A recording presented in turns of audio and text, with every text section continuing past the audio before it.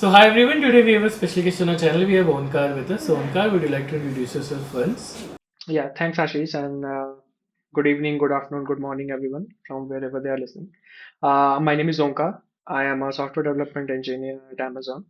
I've recently switched to Amazon. Earlier to Amazon, I have worked with Geo Platforms Limited, and earlier to that, I was in a very early stage startup. So yeah, this is a journey that I'm liking quite a bit now, and I am somebody who is quite active on multiple platforms. So let's see how the podcast goes, and we'll discuss about it.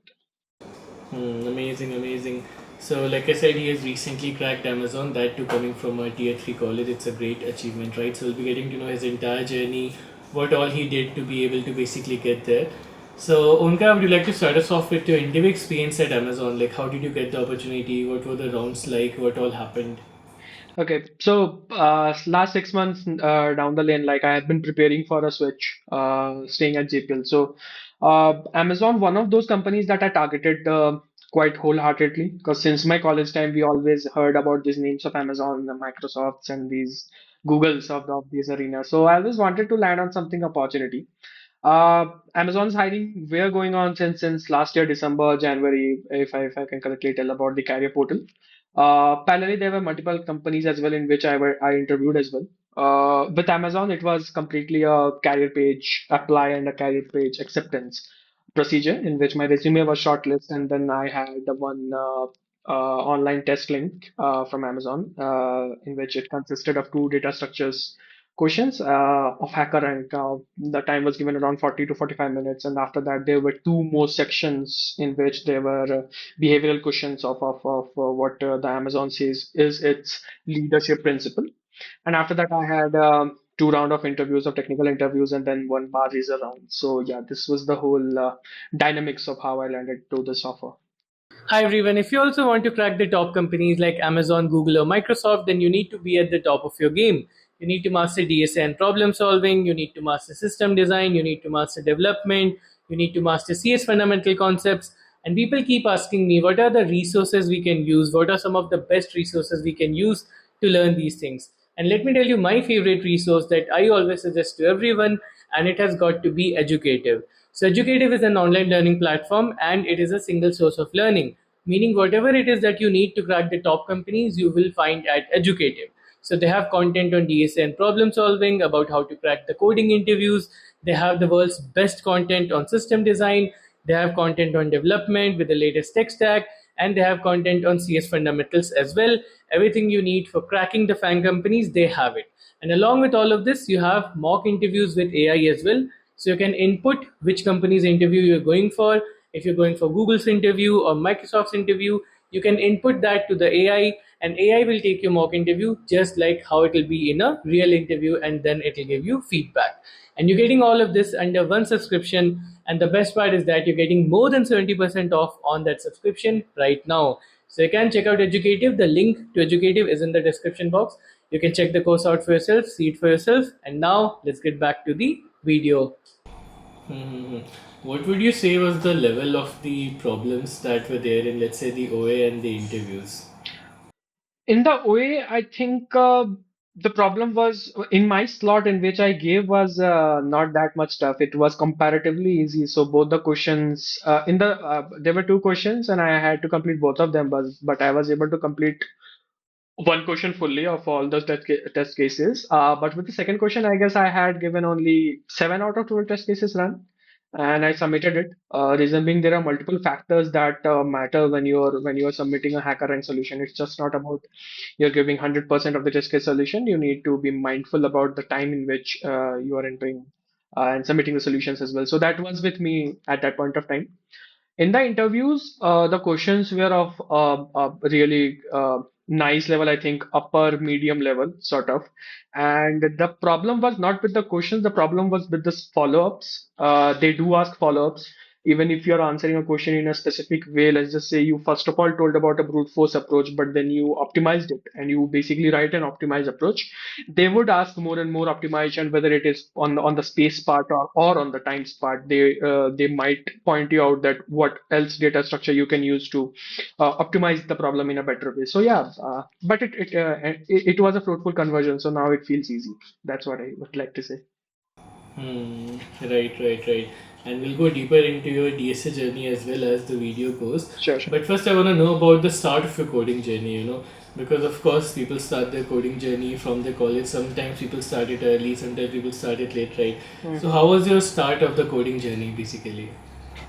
My start of the coding journey started with one of the startup, early stage startup that I started in college. At that point of time, I was a non-technical person over there, in which I was handling the business journey of the parts. I was the VP over there. But then I thought that, so that was one of the points where I started interacting with more individuals here in LinkedIn or in Twitter, and started to learn something more out of my college. Because my college is really a lower tier three in which there is no environment of coding. People hardly have a lead code or code chef or code masters account over there. So that was the thing.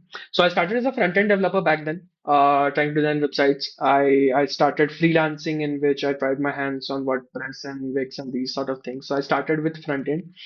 But by the end of my college, I landed on an internship opportunity with one of our very early stage startup, but that was a game development agency. Uh, so that helped me to get back into backend development. And at that point of time, I thought that backend development is quite tough for me. But then again, while putting my pressure on myself, I started with Golang. So that was my first language in which I started in backend development. And then after that, I swiftly switched to Golang, to Node.js, to Java, to everything nowadays. So yeah. So, you'd say your development journey, like, was it completely at that startup, or did you also do self-paced projects or any courses or anything like that? Or was it completely with that working in that startup?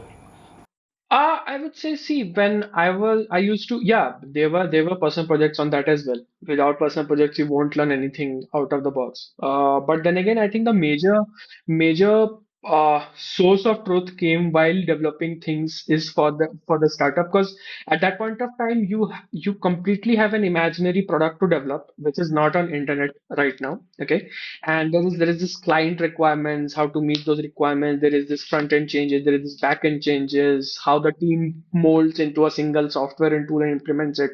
So with this journey, I started reading more on docs. So earlier to that, I was more of a person who used to watch YouTube videos and see project how it's being done, or like rightly copied those projects. I can barely say so. But now when I completely came into this part, I started reading docs more often. I started going to GitHub Actions more often. I started going to Stack Overflow more often. Was That was time I'm talking about 2023. At that point of time, GPT was completely new and it was not supported for a large scale software system. So at that point of time, we used to do everything by ourselves. So thank God I entered at that point of time where I can do everything by myself, not currently where AI is there to assist you. So yeah, this is what I would like to tell. Start with projects.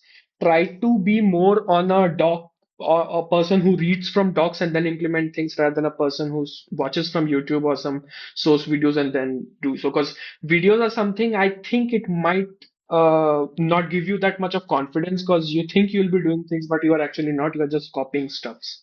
So yeah, that's how things are. True, true, true.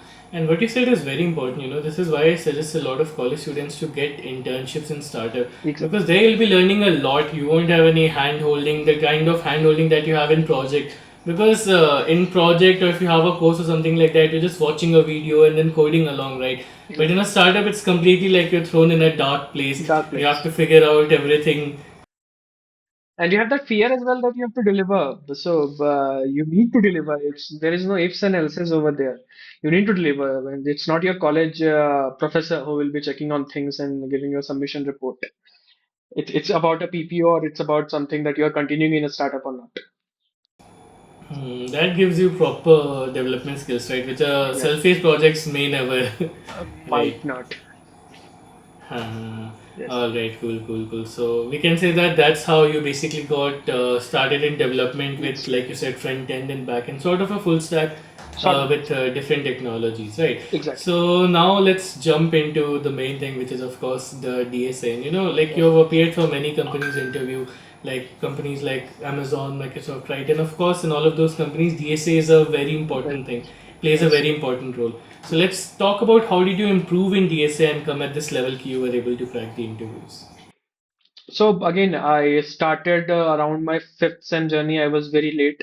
Normally nowadays when I see individuals, I really feel very great or something like they start from first time itself. I started from fifth sem. At that point of time, after fifth sem, we realized, oh, okay, we need to do something. So let's start with data structures and algorithms. At that point of time, I used to code in C++. The first and foremost thing that I did was I didn't went out of scope too early.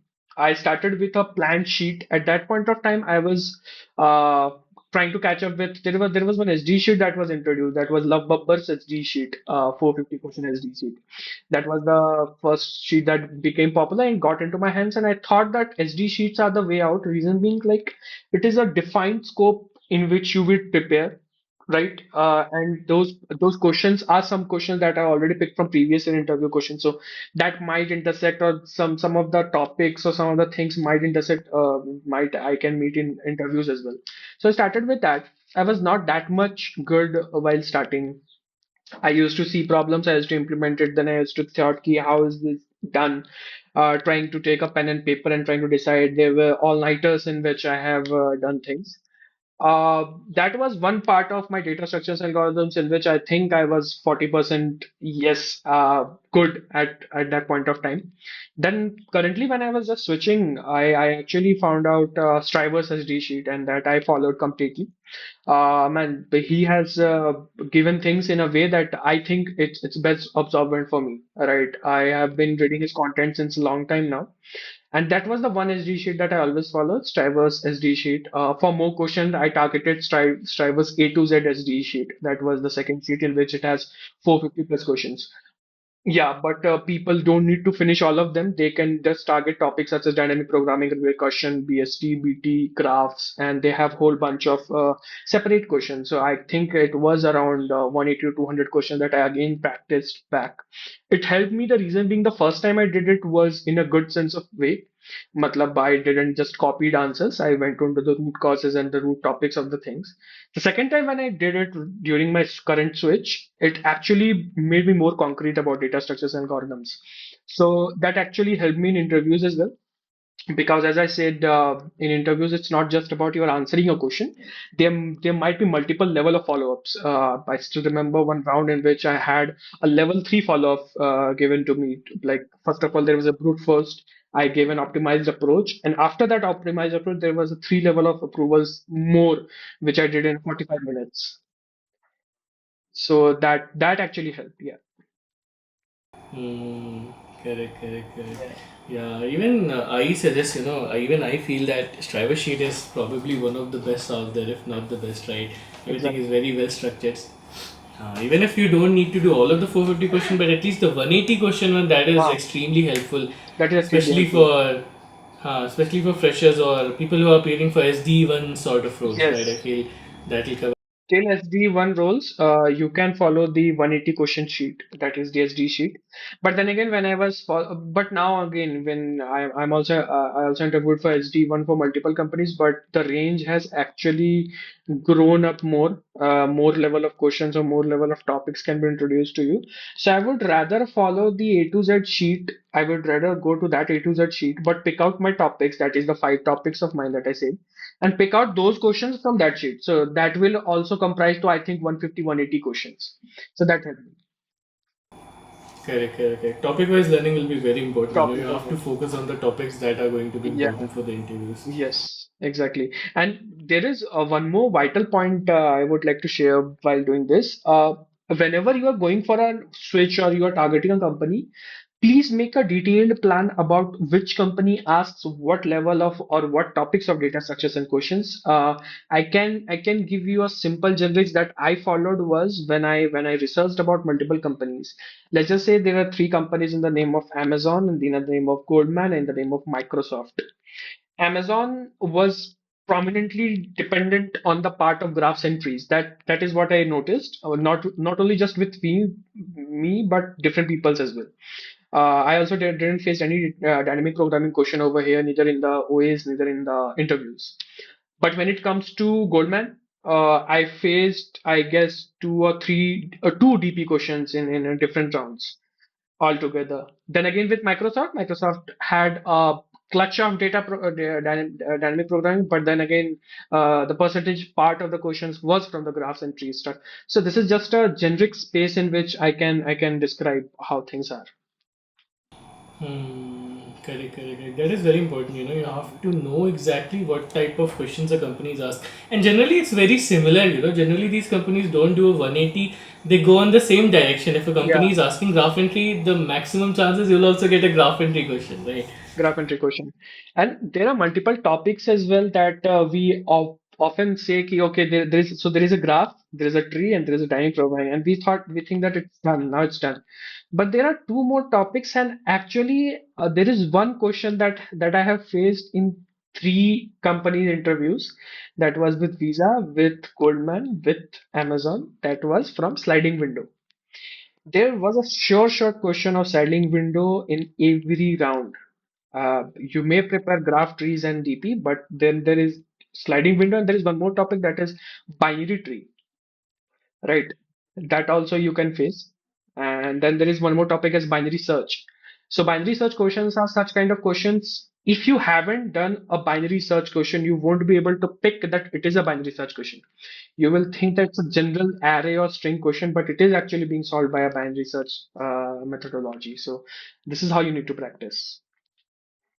So pattern recognition is so important in Exactly. DSA. Exactly. Correct, correct, correct. All right. So we've talked about your DSA journey. We've talked about your development journey. We've talked about the interview experience of Amazon as well, right? And of course, you'll be getting messages from a lot of people as well who want to crack companies like Amazon, who want to crack a product-based company, right? So, what advice would you like to give to those people who are also trying to target a company like Amazon? First of all, there are two types of advices for a two tiers of peoples I would like to give, because everybody's starting point is not same. That is what I believe. Somebody who is into a tier one or upper tier two college might get to companies such as Amazon or Microsoft because there are on-campus placements going on.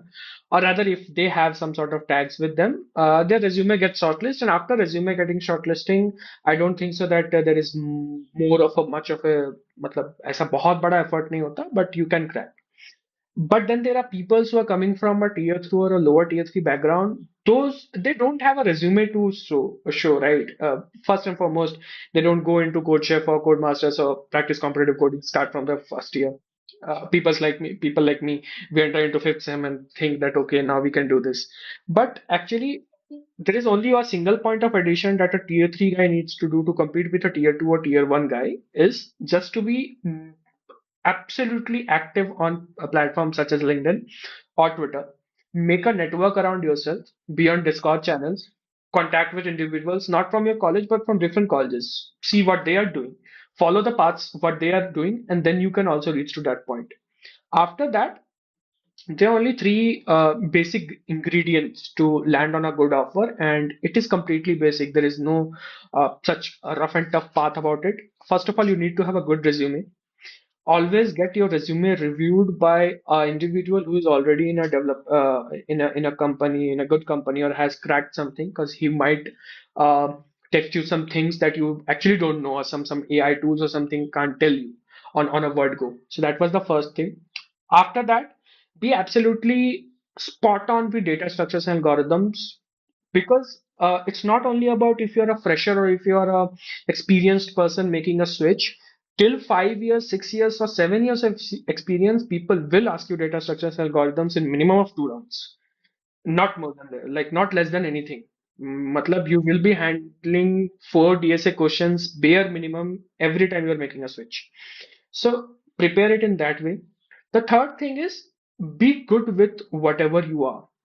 The most mistake people individual make is they try to cover up everything before the interview or with something. You don't need to cover up everything. Whatever 60% or 70% you have done, be blunt with that, be absolutely confident with that. And if you are able to be absolutely confident in that, in such a way that you will tell ki, ha, this is the way of approach I am thinking. And if you face a thing or a path in which the interviewer is suggesting you to go, but you're not able to go, just say that I'm not I'm getting to that path right now, but I'll surely revise and just be apologetic about the thing that okay, I'll do that.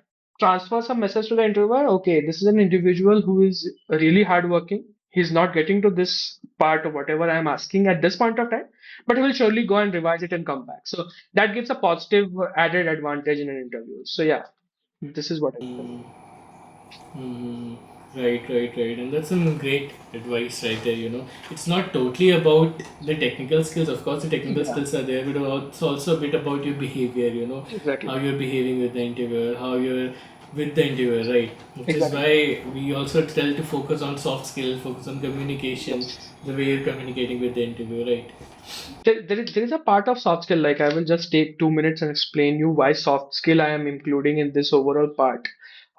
It is actually a mental part. So let's just say you have asked a question A to me. I am somebody who has answered the answer A1 to you. You want me to go and answer of A2. I went to answer A2. I gave you an A2 answer. Then you ask me to go to an A3 answer, but I'm not able to give you an A3 answer. At that point of time, if I'm a person who is good at soft skills and good at convincing people by telling them that, okay, I'm not currently going, I will give you an answer in such a way like, okay, I'm currently going to revise and I'll get back. Surely I'll do this thing. I haven't done this. If I'm a person who is not good at soft skills and who have not prepared with mock interviews, मैं हड़बड़ा जाऊंगा. I'll be very shaked up with this answer and I'll be completely thinking about for the next couple of minutes whatever the interview is going on ki shit I haven't answered that part. That man will be thinking that I don't know anything, so that will give me an extra added pressure. So the next question B or C, whatever he's asking, that pressure I'll take in my mind, and for the next 30 minutes I'll follow it up, and that's bad, right? Exactly. वो भी खराब हो जाएगा. So in that part, you need to practice your soft skills with mock interviews. Go for free mock interviews. There are people out there who take mock interviews for free. Take that part, be on that real time interview, and then come back and give a good interview out there. Correct, correct, correct. Right. That is why it's very important, that you stay calm, collected, and you have enough practice of how to speak in an interview, right? Rather Exactly. than just solving the problem, how to speak, how to solve the problem in an interview. That is Exactly. very important as well. Exactly. All right. Yeah. So I think we've pretty much covered everything about Omkar's journey to cracking Amazon. And if any of you still have any doubt, I'll give his LinkedIn in the description. Sure. You guys can follow him from there and connect with him from there.